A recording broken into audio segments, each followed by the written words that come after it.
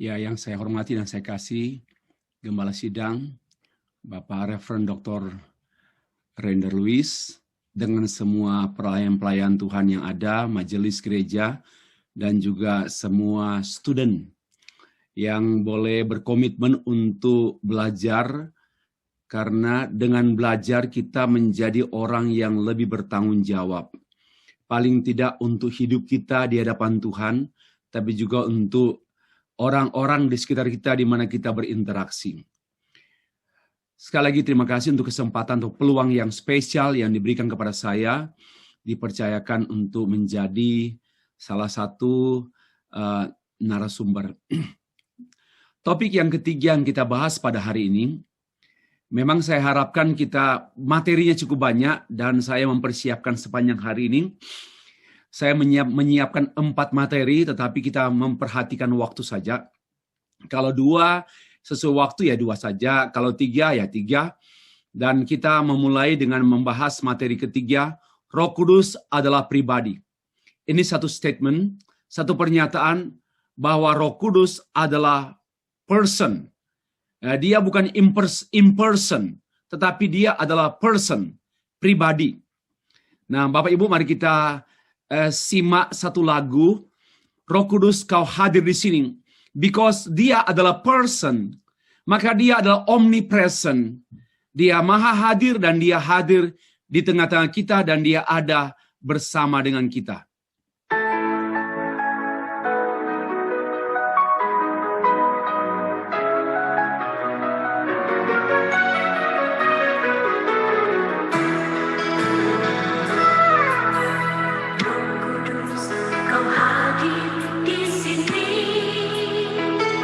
Kita simak baik-baik syair-syairnya. Ku mengasihimu, kau lembut, kau manis, kaulah penghiburku, penolongku, diutus Bapakku. Roh Kudus, kau hadir di sini. Roh Kudus, mengasihimu, kau lembut, kau manis, kaulah penghiburku, penolongku, diutus Bapakku. Ku buka hati untuk Roh Tuhan, ku buka hati mendengar Yesus. Jamalah kami, penuhi kami dengan kuasa Allah Maha Tinggi. Ku buka hati untuk Roh Tuhan, ku buka hati mendengar Yesus. Jamalah kami, penuhi kami dengan kuasa Allah Maha Tinggi. Bapak Ibu sekalian, kita perhatikan syair lagunya. Roh Kudus kau hadir di sini. Roh Kudus ku mengakuimu. Saya memang mengganti kata ku mengasihi, tetap saja sama. Tapi saya bilang ku mengakuimu karena saya mengakui kehadiran Roh Kudus. Kau lembut, kau manis, kau penghiburku, penolongku, diutus Bapakku. My God the Father in heaven, He sent you to me. Dia mengutus engkau kepadaku. Ya, ini maka kita menyambutnya dengan apa? Ya, ku buka hati. We welcome Him dengan apa? Open your heart. Ya, open your heart. Dan ingat, open your heart to worship Jesus, not to worship Holy Spirit. Ya, ini syair yang saya pilih. Banyak lagu, Bapak Ibu, tentang Roh Kudus banyak. Maybe hundreds, ya. Tetapi kita harus pandai, kita harus bijaksana memilih lagu-lagu yang sesuai dengan Alkitab. Dan ini menurut saya masih tergolong sesuai dengan Alkitab. Kubuka hati karena dia Roh Kudus yang maha hadir, dan juga dia lembut, tidak pernah memaksa. Roh Kudus tidak kasar, Roh Kudus manis, dia penghibur, penolong, dan dia spesial karena dia utusan Bapa. Nah, what's your response? What are our response? Ya, open our heart. Ya, buka hati dan sembah Yesus. Lalu apa? Setelah buka hati, minta permohonan. Jamahlah kami Tuhan.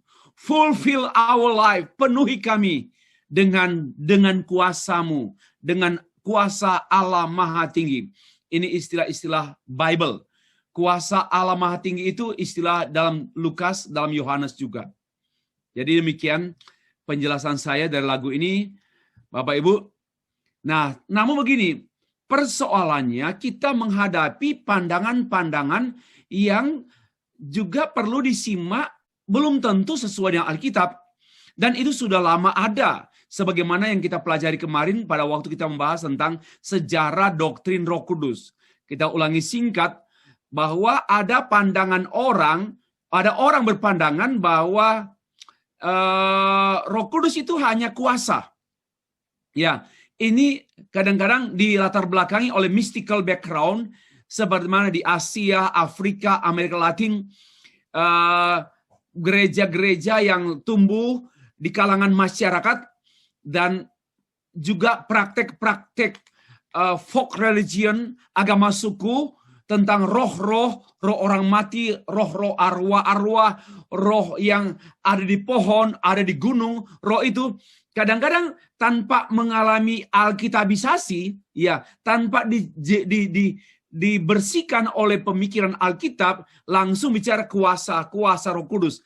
Nah, padahal Roh Kudus tidak hanya, ya, jangan hanya dipahami sebagai kuasa, karena dia adalah pribadi, dan juga bukan hanya kaum awam, tapi juga banyak ahli yang berpandangan keliru tentang Roh Kudus. Mereka hanya mempersonifikasi.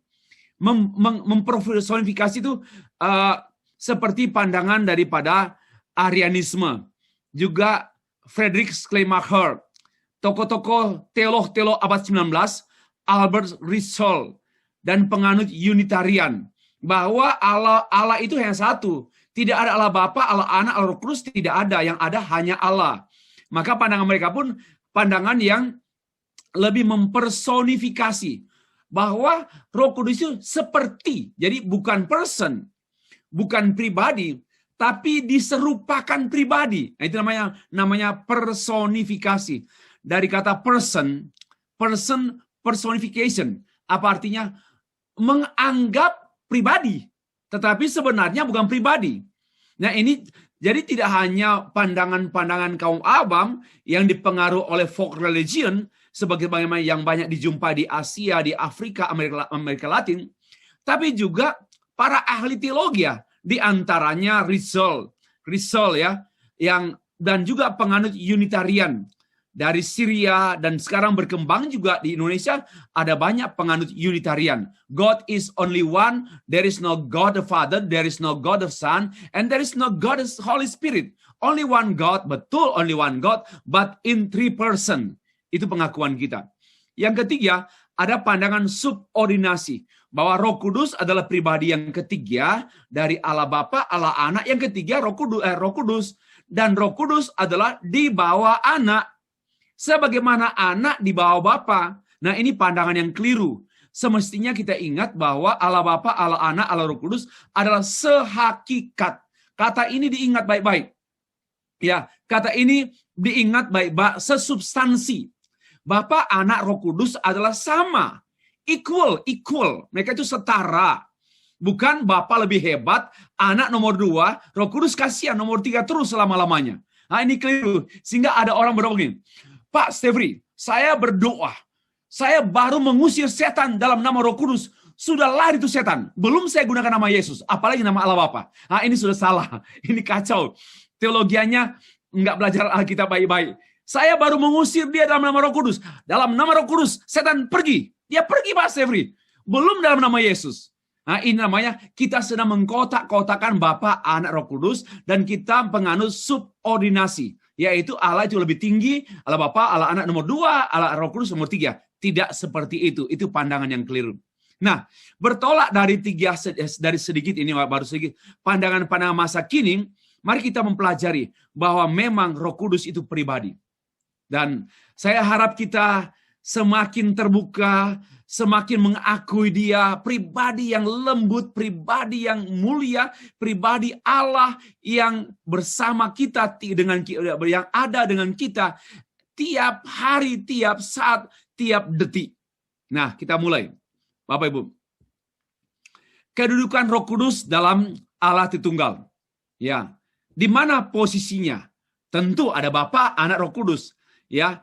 Nah, jikalau penghibur yang akan kuutus dan dari Bapa datang, yaitu Roh kebenaran yang keluar dari Bapa. Perhatikan kata ini Alkitab ya, Yohanes pasal 15 ayat 26 dan 27. Jika penghibur yang akan kuutus, apa artinya ini Yesus Kristus ya. Yesus Kristus mengutus Roh Kudus yang adalah Roh kebenaran yang keluar dari Bapa, dan ia akan bersaksi tentang aku, tentang Kristus. Roh Kudus tidak pernah bersaksi tentang dirinya sendiri. Roh Kudus bersaksi tentang Yesus. Yesus bersaksi tentang Bapa. Nah, ini doktrinnya demikian. Ya. Sekali lagi, Roh Kudus bersaksi tentang Yesus Kristus. Dan Yesus Kristus bersaksi tentang Allah Bapa. Tetapi kamu juga harus bersaksi. Dan orang percaya juga harus bersaksi. Dari semula bersama. Karena kamu dari semula bersama-sama dengan dia. Apa artinya? Kamu itu hidup dengan Yesus. Kamu bersama dengan Tuhan Yesus. Kamu sudah percaya Yesus. Ya kamu harus bersaksi. Tidak mungkin tidak bersaksi. Orang yang tidak bersaksi adalah orang yang belum bersama dengan Kristus. Hanya orang yang bersama dengan Kristus yang dapat bersaksi. Inilah ringkasan Allah Tritunggal dalam secara khusus kita menyoroti kedudukan Roh Kudus. Ya. Nah, yang menarik kata keluar dari Bapa. Nah, ini jangan dipahami dia dilahirkan oleh Bapa. Keluar ini adalah istilah yang sukar dipahami.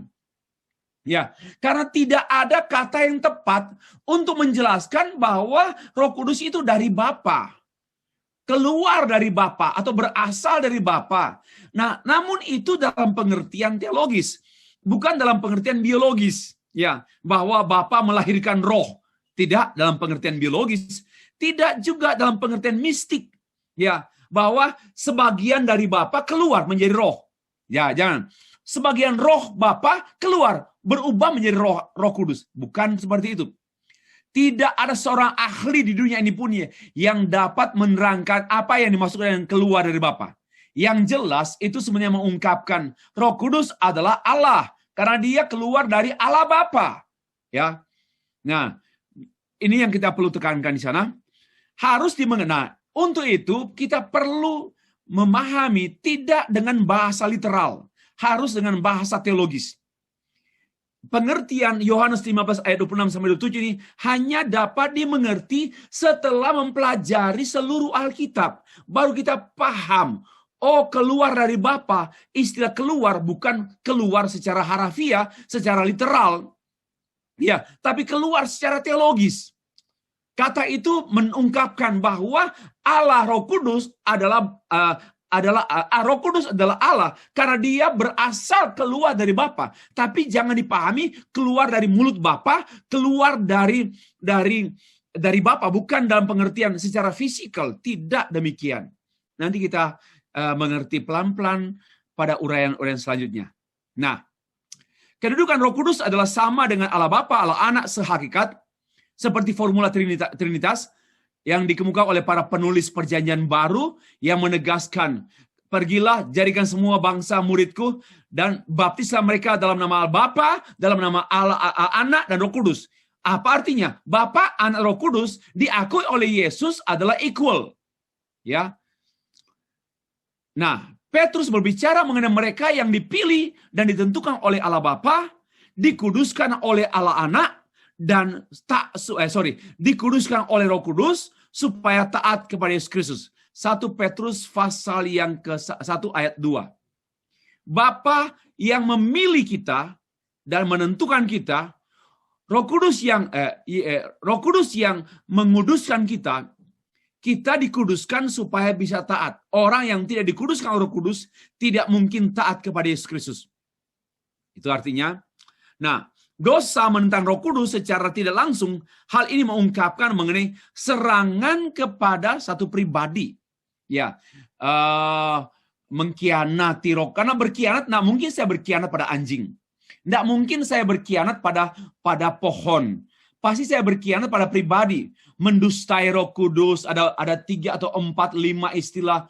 Mendukakan Roh Kudus, mendustai Roh Kudus, berkhianat pada Roh Kudus. Ini semua kata-kata yang mengungkapkan bahwa Roh Kudus itu pribadi yang bisa dikhianati. Roh Kudus bisa didustai. Roh Kudus bisa didukakan. Nah, inilah mengungkapkan bahwa memang the Holy Spirit is a person. Ya, adalah satu pribadi. Nah, Roh Kudus pribadi ketiga Tritunggal, pikirannya karena dia berpribadi, itu diindikasikan dengan pikiran. Hanya makhluk berpribadi yang adalah berpikir, ya. Pikirannya diungkapkan dalam karyanya yang agung. Rohnya menyelidiki segala sesuatu. Ini menyelidiki. Bahkan hal-hal yang tersembunyi dari Allah itu diselidiki oleh Roh Kudus sehingga disingkapkan kepada saudara dan saya. Dan kata menyelidiki mengungkapkan bahwa Roh Kudus berpikir, ya, tapi dia berpikir ilahi. Jangan salah juga, dia berpikir seperti Stefri atau seperti Pak Mugit, bukan. Seperti Pak Tommy, bukan. Dia berpikir secara ilahi. Ya, kudus, pikirannya itu mulia, sempurna, kudus. Kalau kita bisa salah dan bisa berdosa berpikir. Ya. Tapi Roh Kudus pasti pikirannya kudus. Roh Kudus mengajar, mengingatkan yang dikatakan oleh Tuhan Yesus dalam Yohanes pasal 14 ayat 26. Nanti dibaca sendiri. Mengajar, mengingatkan, berarti dia berpribadi. Ya. Lalu, Roh Kudus bersaksi tentang Yesus. Dia pribadi. Karena yang bersaksi tidak mungkin benda dan tidak mungkin mesin. Tetapi pasti pribadi. Yohanes 19 ayat 26. Roh Kudus bersaksi bersama-sama dengan orang percaya bahwa orang percaya adalah anak-anak Allah. Ya, dalam setiap diri orang percaya ada didiami Roh Kudus. Dan Roh Kudus itu pula yang membuat kita percaya dan mengakui. Oh, I believe that I am the child of God. I am the one of the children of God. Saya ada salah satu dari anak-anak Allah. Itu penting untuk kita menguatkan kita. Pekerjaan Roh Kudus yang adalah pribadi. Roh Kudus adalah roh hikmat. Ya, istilah hikmat di sini pasti berkenaan dengan akal budi, kebijaksanaan, dengan pertimbangan dan pemikiran. Ya, Efesus 1 ayat 17 dan juga Yesaya 11, bandingkan Yesaya 11 ayat 2. Ini poin yang pertama. Bapak Ibu, poin yang kedua, berperasaan. Roh Kudus itu berpikiran, tapi juga Roh Kudus itu berperasaan. Tapi perasaannya tidak sama dengan perasaan kita. Perasaannya ilahi. Roh Kudus tidak gampang tersinggung. Ya, Roh Kudus tidak gampang marah dan tidak marah. Kalau dia marah, marahnya marah kudus, marah ilahi. Ya, tidak seperti kita marah emosi, marah tanpa dasar atau marah tak terkontrol. Roh Kudus berperasaan. Perasaannya ilahi. Dan juga dia pun bertindak. Ya, dia bukan materi, bukan benda, dia juga dia punya perasaan dan dia bertindak sesuai kehendaknya. Yang kita bahas sebentar. Roh Kudus mengakui, memerintah, berduka cita, membuat apapun, bersyafaat, dia berdoa syafaat. Dan dia menyampaikan dengan keluhan-keluhan yang tak terungkapkan. Itu dia bersyafaat. Kenapa? Dia berperasaan. Kita juga berdoa dengan perasaan kan, dan Roh Kudus menyampaikan isi hati kita dengan keluhan-keluhan yang tak terucapkan, dengan perasaan itu, dengan segenap perasaan. Itu Roh Kudus juga mengungkapkan bahwa Roh Kudus adalah pribadi karena dia berperasaan, seperti yang nampak juga dalam kalimat saya tadi. Ya, karena dia berperasaan, jangan dukakan Roh Kudus. Efesus pasal 4 ayat 30. Karena Roh Kudus dapat didukakan. Tapi rasa berdukanya Roh Kudus berbeda dengan rasa berdukanya saudara saya. Rasa berdukanya kita ini ada unsur perasaan yang berduka itu sangat terbatas. Duka ini bisa ada unsur kesalahan, ada unsur penyesalan, ada unsur bahkan bisa orang berduka dan dalam dukanya ada unsur dosa. Tapi perasaan Roh Kudus tidak ada unsur dia berduka, dan duka yang dia alami itu ada kandungan dosa dan kejahatan, tidak sama sekali. Jadi berbeda dukanya dengan manusia. Yang ketiga, Roh Kudus berkehendak. Tadi berpikiran, berperasaan, dan berkehendak. Berpikiran ilahi, berperasaan ilahi, dan berkehendak ilahi. Roh Kudus mencegah mereka untuk memberitakan Injil ke Asia. Waktu itu kan perjalanan Paulus. Paulus mau mencoba ke Asia, tapi Roh Kudus tidak mengizinkan. Karena Roh Kudus punya kehendak ilahi sendiri. Tunggu waktunya, ada caranya. Dia mau semua hamba Tuhan itu mengikuti kehendak ilahi Roh Kudus. Yang ini penting. Bapak Ibu, kita harus hidup. Kehendak kita jangan dikuasai oleh kehendak daging. Kehendak pertimbangan kita. Harus God's will. Harus kehendak Allah. Kehendak Roh Kudus. Dan pekerjaan Roh Kudus itu nampak juga pada pekerjaan Paulus. Dan Paulus sangat peka. Dan dia tidak semata-mata semua program dia kerjakan. Dia tanya dan dia tahu ini kehendak Tuhan atau tidak. Dan Roh Kuduslah yang mencegah dia untuk pergi ke Asia. Melainkan Roh Kudus mencegah dia untuk dia nanti ke Makedonia. Ya, menyeberanglah kemari dalam pasal 17. Lalu kemudian pasal 17 kan ada ke Athena. Karena memang Tuhan membuka pintu bagi misi ke Eropa. Ya, Tuhan membuka pintu bagi misi ke Eropa. Dan itulah cara Tuhan. Bapak Ibu. Jadi Roh Kudus berkehendak. Yang kedua, semua yang dikerjakan Roh Kudus berdasarkan pada kehendaknya. Seperti dia memberikan karunia-karunia Roh Kudus kepada orang percaya sesuai dengan kehendaknya.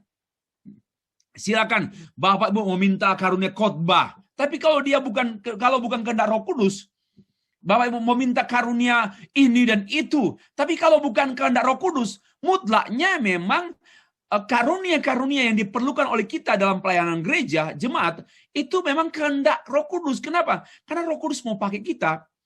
Bukan kita yang pakai Roh Kudus.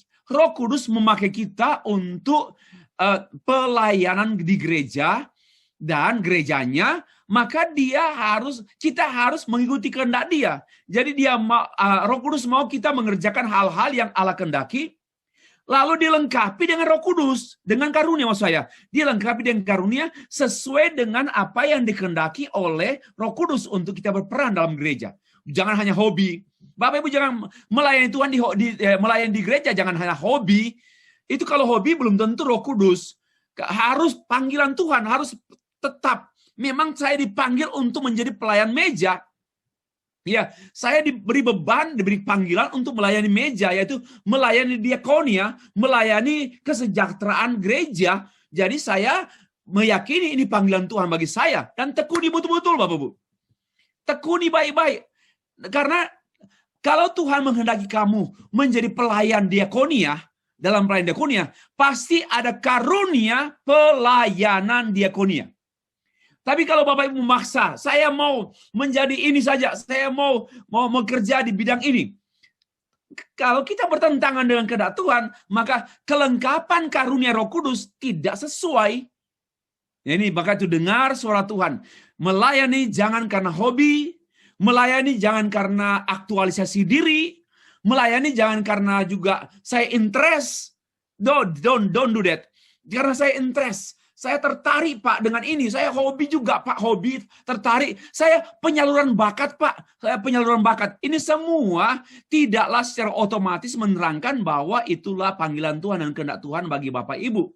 Ya, harus dilihat karena kehendak Tuhan juga disertai dengan karunia-karunia Roh Kudus.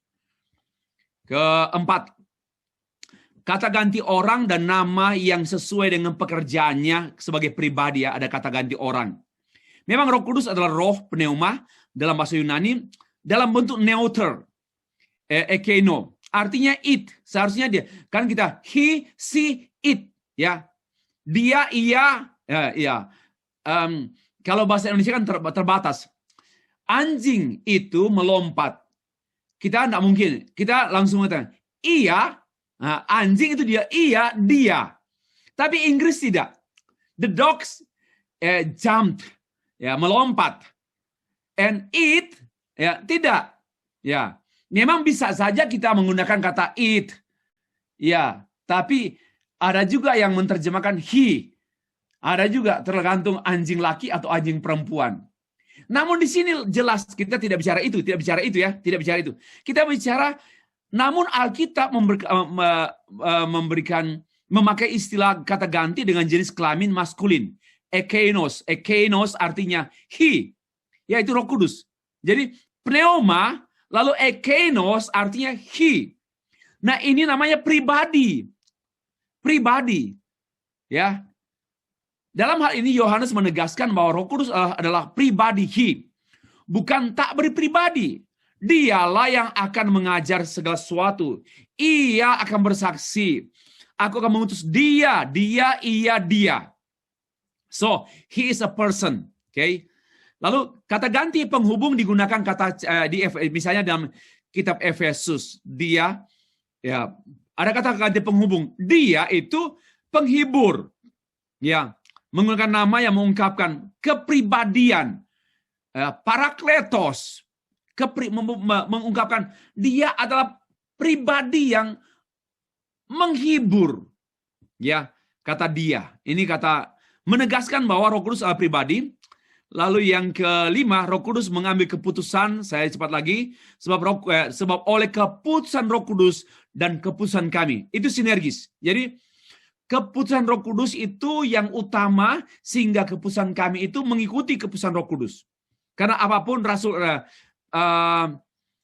para rasul tidak mungkin mengambil keputusan bersama dengan yang bukan pribadi, tetap dengan benda, bukan, tapi dengan yang berakal budi, dengan yang berperasaan, dengan yang berkehendak. Ya. Kemudian yang keenam, Roh Kudus adalah pribadi dalam Allah Tritunggal. Ia juga disejajarkan dengan pribadi lain dari Allah Tritunggal. Bisa membaca, saya sudah jelaskan Matthew chapter 28 verse 19 and 20, ya, ayat 20, 18, 19, 20. Dan disebut di sana ayat 19, Bapa mereka dalam nama Bapa, Anak dan Roh Kudus. Itu semua sama, dan juga teks 1 Petrus pasal 1 ayat 12. Nah, Yohanes mencatat hubungan Roh Kudus dengan Tuhan Yesus dalam hubungan pribadi. Ia akan memuliakan aku, sebab ia akan memberitahukan kepadamu apa yang diterimanya daripadaku. Jadi, hubungan Roh Kudus dengan Tuhan Yesus adalah hubungan antar pribadi. Dia terima sesuatu dan diberitahukan karena dia menerima sesuatu yang dari Tuhan Yesus Kristus untuk dia beritahukan pada kita tentang Yesus Kristus. Karena itu Roh Kudus pengajar. Dia itu pemberita Yesus. Dan kita juga meneruskan pemberitaan tentang Yesus, dan Roh Kudus yang memakai kita. Oke. Yang ketujuh, kepribadian Roh Kudus nampak pada pekerjaannya.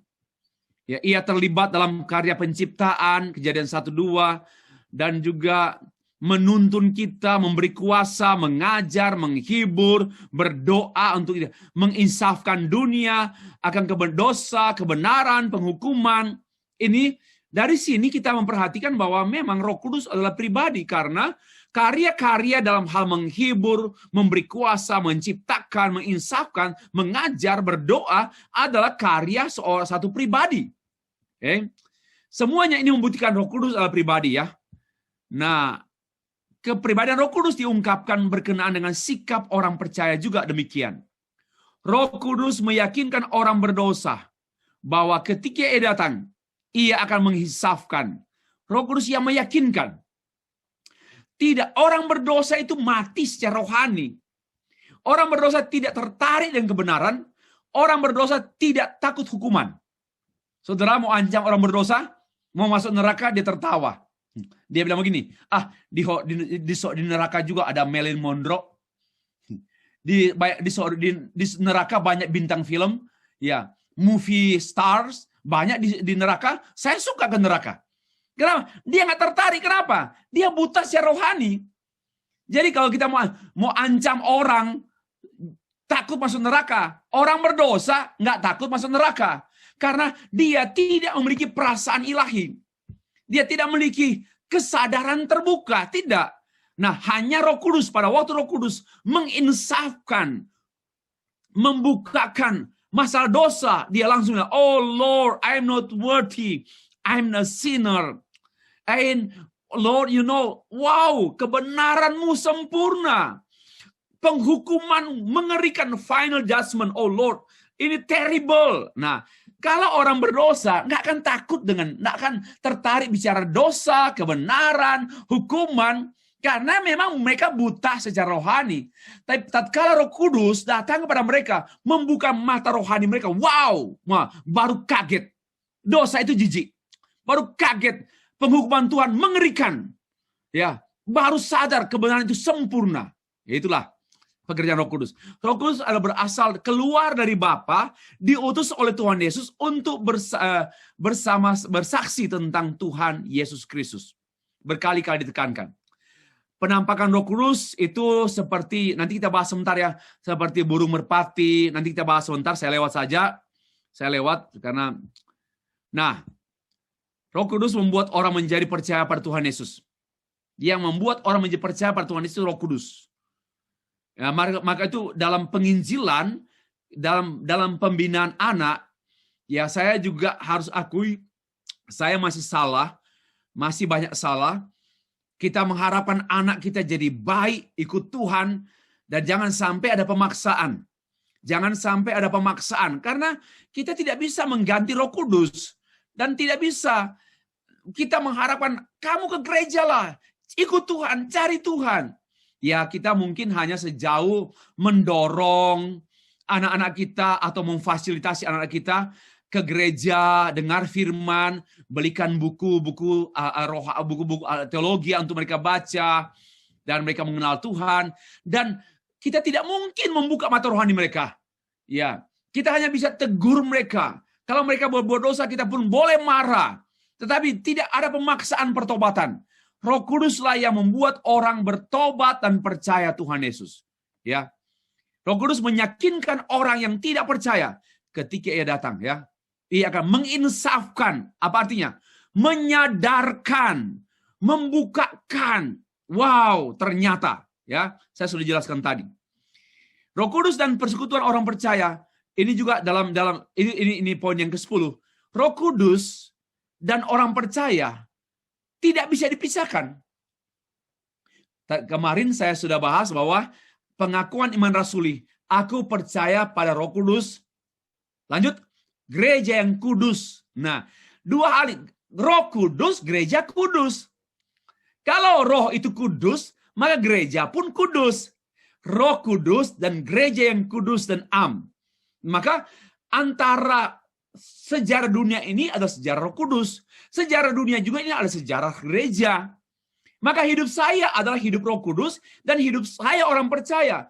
Hidup saya orang percaya hidup yang kudus karena Roh Kudus. Nah ini, Roh Kudus mendiami saya, maka saya diproses untuk mengalami penguduskan day by day. Ini penting ya, Bapak Ibu simak. Nah, Roh Kudus yang ke-11. Roh Kudus melakukan tugas-tugas sebagai satu pribadi. Ya, ia mengajar kita, ia menghibur kita, ia menuntun kita, menguatkan kita, dan semua ini mengajar, menghibur, menuntun. Ini cara-cara sifatnya pribadi dan berurusan secara pribadi. Wow. Jadi Tuhan mengajar, Roh Kudus mengajar kita sifatnya personal. Ya. Sifat dia menghibur kita pribadi. Dia menghibur kita sendiri. Ya. Dan dia bisa saja Roh Kudus memakai orang tua, bisa saja Roh Kudus memakai pastor, memakai teman kita untuk menghibur. Dan menghibur dari Roh Kudus pasti pakai firman Tuhan. pasti pakai Alkitab firman Allah. Ya, pasti Roh Kudus menggunakan meyakinkan orang terhibur karena firman. Ya. Menguatkan karena firman. Namun di sini poinnya, tugas-tugas mengajar, menghibur, menuntun, menguatkan adalah tugas-tugas pribadi. Dan itu mengungkapkan pribadi Roh Kudus. Bapak Ibu, penutup. Sebagaimana Allah Bapa, Allah Anak, dan adalah pribadi, demikian pula Roh Kudus. Nah, pay attention di sini ya. Karena Roh Kudus adalah pribadi, maka hubungan orang percaya dengan Roh Kudus adalah hubungan secara pribadi. Ya, jangan nanti begini. Jangan nanti ibadah baru Roh Kudus. Lalu jangan nanti ada lagu Roh Kudus baru Roh Kudus gitu. Ini pribadi itu di mana saja. Hubungan kita dengan Roh Kudus itu pribadi itu anytime and anywhere, dimanapun kita berada, kita memiliki hubungan pribadi dengan Roh Kudus. Bahwa kita percaya, I believe that the Holy Spirit is dwelling in my life, and I believe He is guiding me, and I believe that He is accompany me, He is with me, He is in my mind, and also He is in my heart. Wow, ini hubungan personal. Jangan hubungan seperti karena kita punya anjing kesayangan, seperti halo anjing, jenggo. Bukan, ini hubungan lebih daripada hubungan suami istri. Dengar baik-baik. Lebih dari hubungan antara orang tua dan anak. Lebih daripada hubungan antara kita dengan yang kita sukai. Inilah hubungan pribadi Allah dan orang percaya. Yang sifatnya personal. Yang ketiga, yang terakhir, Roh Kudus memperlakukan kita, orang percaya, secara pribadi. Roh Kudus tidak menganggap kita benda. Roh Kudus tidak memaksa kita. Roh Kudus tidak mendesak kita. Roh Kudus memang dia memperlakukan kita sebagai pribadi yang utuh. Karena itu marilah kita memperlakukan Roh Kudus sebagai pribadi. Ya, mari kita menghormati Roh Kudus. Mari kita menghargai pekerjaan Roh Kudus. Kalau dia mengetuk pintu hatimu, stay free, don't do that. It is evil things. If you honor the Holy Spirit, you say, yes Lord, yes the Holy Spirit, I do not do it. Ya, artinya kita mulai berdialog dengan Roh Kudus tatkala kita dalam segala keadaan kita dialog dengan Roh Kudus, Lord, Holy Spirit. Is it okay? Is it worthy before you? I do this one. Is it okay? Lalu Roh Kudus ingatkan, okay, according to Isaiah chapter begini. Okay, thank you. Jadi Roh Kudus ingatkan firman, baru okay. Ya, ini hubungan pribadi, hubungan yang sangat-sangat spesial. Selamat menikmati hubungan antar pribadi Roh Kudus dan pribadi saudara. Dan ini hubungan kekal, hubungan selama-lamanya, dan alamilah, nikmatilah. Bapak Ibu, demikian sesi ketiga ini.